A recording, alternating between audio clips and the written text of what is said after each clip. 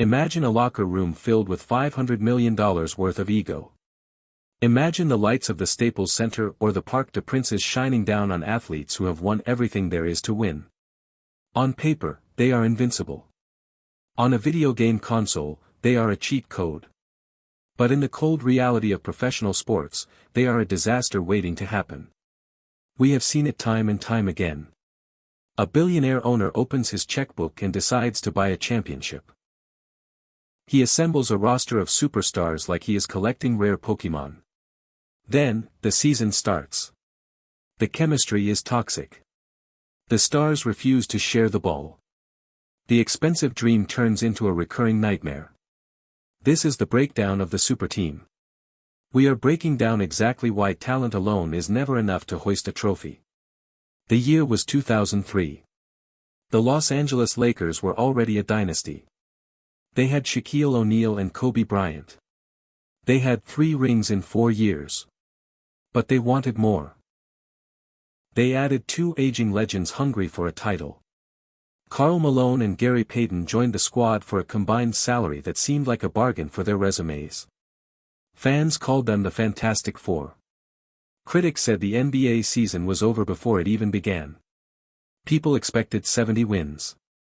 On paper, these 4 men represented over 100,000 career points.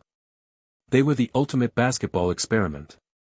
But the locker room was a minefield. Shaq and Kobe were already at each other's throats. Malone and Bryant had a personal falling out that became tabloid fodder.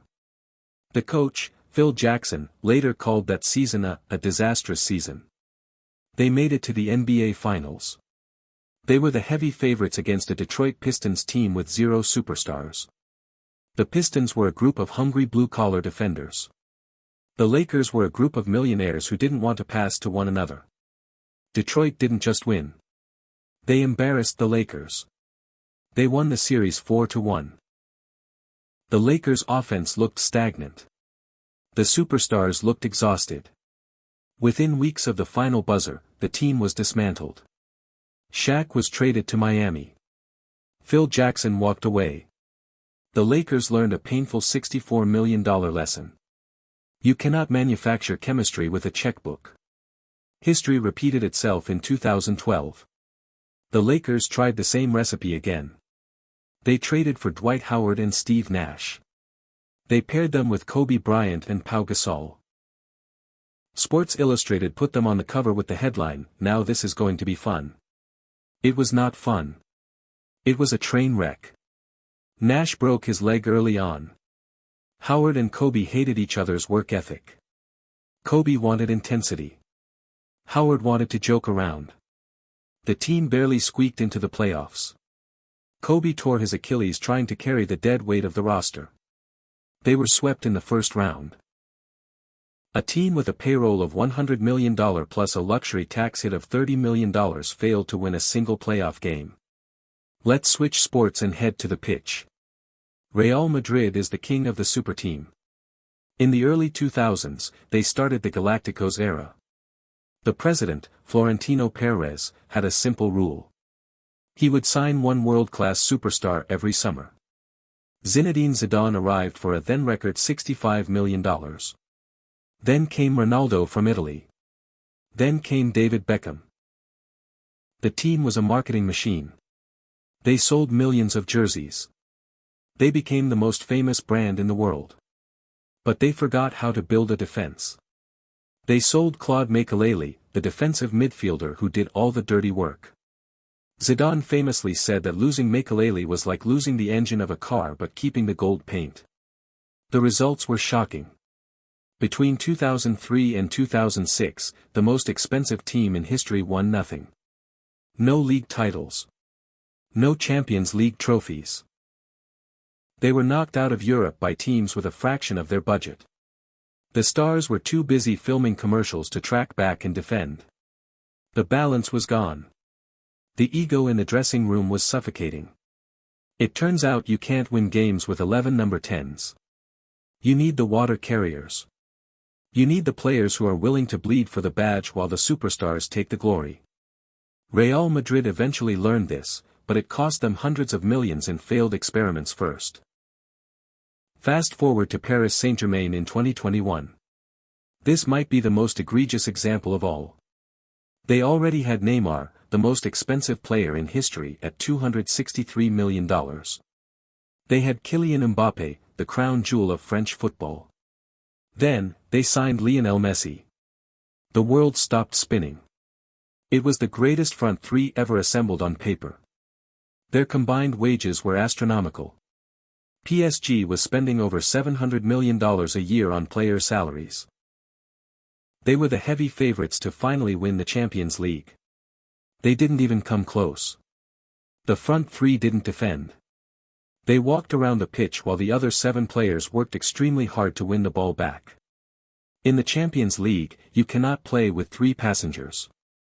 They were knocked out in the round of 16 2 years in a row. They lost to teams like Real Madrid and Bayern Munich, who played as a cohesive unit. The fans eventually turned on them. They whistled Messi. They protested outside Neymar's house. By 2023, the experiment was dead. Messi moved to Miami. Neymar went to Saudi Arabia.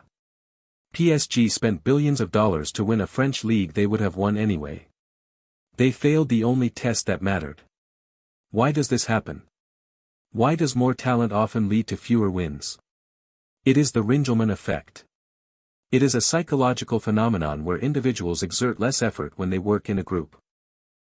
In a super team, everyone assumes the other guy will make the big play.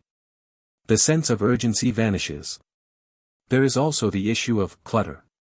Every superstar needs the ball to be effective. But there is only one ball.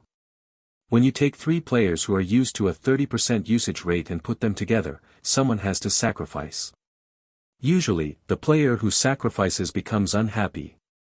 Unhappy players create toxic locker rooms. Take the 2011 Philadelphia Eagles. They were the self-proclaimed dream team. They signed every big-name free agent available during the lockout. Nandi Asamoah, Vince Young, and Jason Babin joined an already talented roster. Vince Young told the press this was a dream team. The rest of the league took that personally. The Eagles started the season 1-4. They finished 8-8 and missed the playoffs entirely. The players didn't know the playbook. The stars were playing for their own stats. The dream team became a national punchline. It is a tag that still haunts the franchise today. The 2018 Boston Celtics are another perfect case study. They had a mountain of talent. Kyrie Irving, Gordon Hayward, Jason Tatum, and Jaylen Brown. They had a genius coach in Brad Stevens. They were the favorites to win the East. But they had too many players who thought they were the man. The young players had tasted success without the veterans the year before. When the veterans returned, the roles shrunk. Kyrie Irving's leadership style was cryptic and divisive. The chemistry evaporated. They were bounced in the second round by Milwaukee. The talent was there, but the hierarchy was broken. If everyone is a king, no one is a soldier. Then there is the Brooklyn Nets. This is the ultimate, what if, of the modern era. Kevin Durant, James Harden, and Kyrie Irving. 3 of the greatest scorers to ever play the game. They cost the team a fortune in trade assets and hundreds of millions in salary. They played a grand total of 16 games together. Injuries, off-court controversies, and trade demands destroyed the project before it even started. They won exactly 1 playoff series. The Nets traded away their entire future for a 3-year window that never even cracked open. It was a spectacular failure of culture over talent. Success in sports is about the gaps between the stars. It is about the role players who set the screens. It is about the defenders who don't care if they score a single point. When you build a super team, you often strip away the soul of the roster to afford the names on the back of the jerseys. You end up with a top-heavy structure that collapses under the slightest bit of pressure. High-pressure moments require trust. Trust is built through shared struggle. Super teams are often built through shortcuts.